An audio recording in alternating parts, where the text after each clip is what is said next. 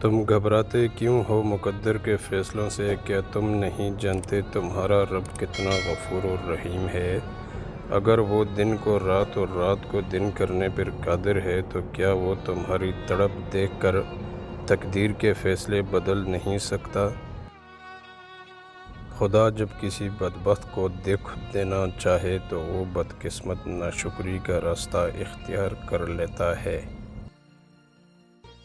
دکھ میں کبھی پچھتاوے کے آنسو نہ بہاؤ، کیونکہ تم وہ خوش نصیب ہو جسے اللہ نے آزمائش کے قابل سمجھا۔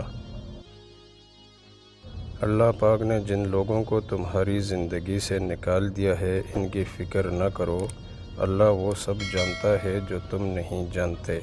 اللہ کی رضا میں راضی رہنا سیکھو، بہتر نہیں بہترین ملے گا۔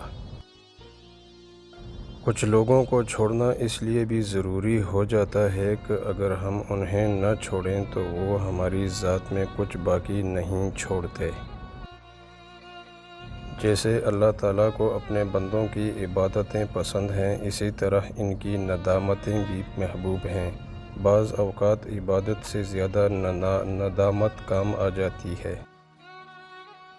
ڈر اس کو ہوتا ہے جو اپنے لیے جیتا ہو، جو کسی مقصد کے لیے زندہ ہو اسے کوئی ڈر نہیں۔